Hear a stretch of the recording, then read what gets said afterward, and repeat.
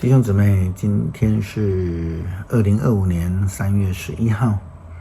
今天的经文是诗篇17篇，撒迦利亚书第3章第1节到第10节，彼得后书第2章第4节到21节。今天要跟大家分享的主题是亲近主。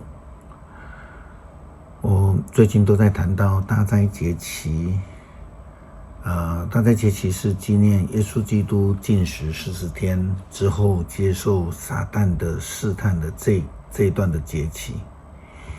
基督徒在这一段期间呢，都会用禁食、读经、祷告来反思。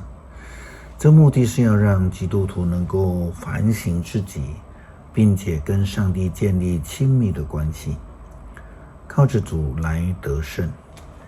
先知撒迦利亚书第3章第1节到第10节提到上帝要责备撒旦，因此人们要亲近主，遵守上帝的命令。圣经这样记载到，在另外一个意象当中，上主让我看见大祭司耶稣亚站在上主天使的面前，撒旦站在耶稣亚右边，要控告他。上主的天使对撒旦说：撒旦，但愿上主斥责你，愿喜爱耶路撒冷的上主斥责你。这个人像是从火中抽出来的一根柴。耶稣亚站在那里，穿着肮脏的衣服。天使对侍从们说：把他的脏衣服脱掉，然后对耶稣亚说：我已经除掉你的罪，要给你穿上新衣服。他命令侍从把一顶干净的礼冠戴在耶稣亚的头上，他们照做了，然后又给他穿上新衣服。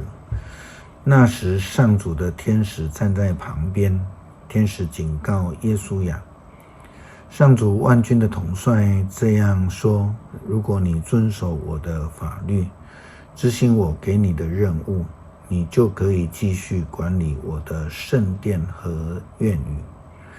我会垂听你的祷告，像垂听在我面前的天使的祷告一样。大祭司耶稣亚说：你听着，你的同事们，就是那一些作为急躁的祭司们，也要听。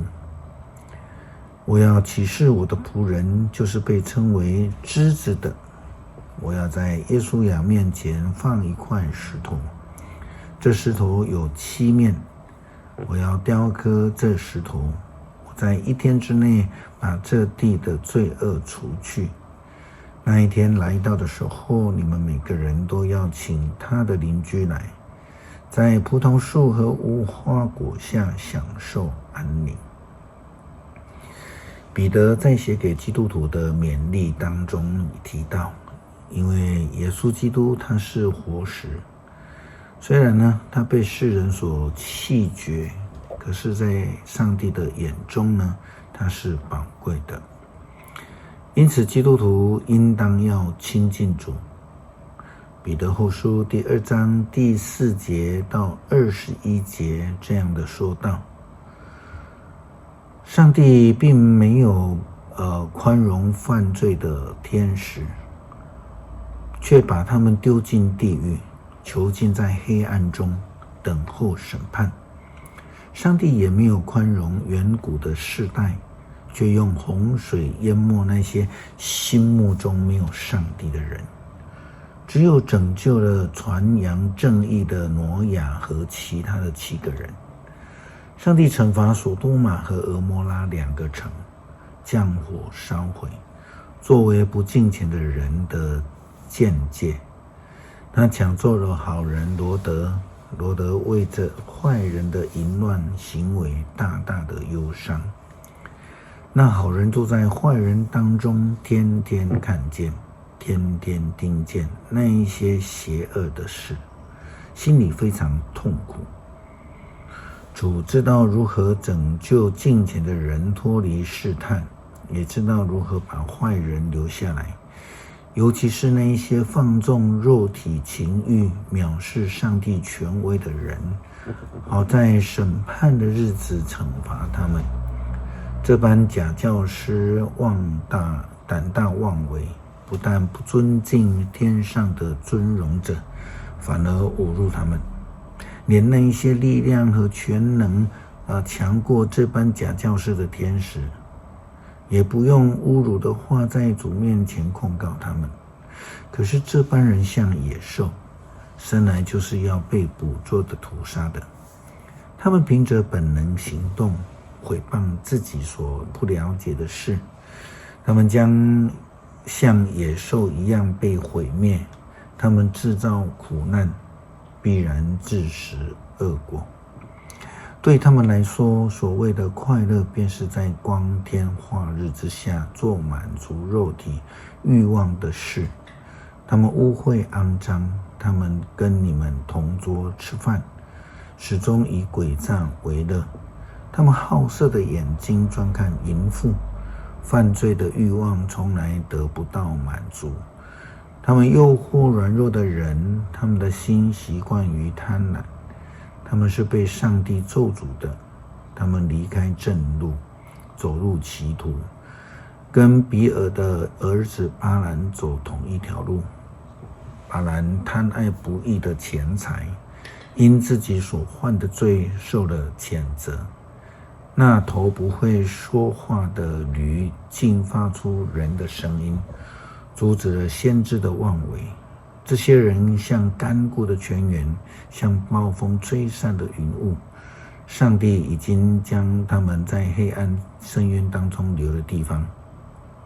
他们说狂妄愚昧的话语，用肉体的情欲诱惑那一些刚刚逃脱生活糜烂之辈的人。他们答应给人自由，自己却做了腐败生活的奴隶。因为人给什么控制住，就是什么的奴隶。如果人借着认识我们的救主耶稣基督，这世界的腐败势力下逃脱出来，以后又被抓去，被制服，这种人的结局比先前更坏了。他们知道有正义的道路，竟又离开他们所承受那神圣的命令。这种人不知道有正义道路倒好。诗篇17篇，上主啊，垂听我求公道的呼声，求你垂听我的哀求，垂听我诚心的祷告。愿你宣判我无罪，因为你知道什么是正直，你知道我的内心。你夜里来查看我，你彻底的考验我，找不到我有什么恶念。我不向别人说邪恶的话，我顺从你的命令，不走暴徒的路。我一直跟随你的脚步，从来没有偏离。上帝啊，我求告你，因为你必应答我。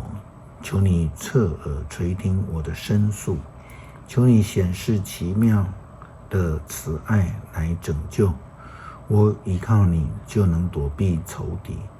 求你保护我，像保护自己的眼睛，让我躲藏在你的翅膀下，逃避邪恶的人的袭击。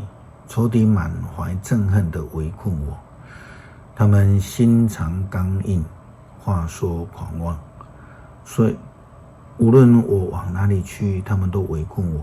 他们找机会要推倒我，他们像是狮子一样，要把我撕成碎片，像少壮的狮子蹲伏在暗处等我。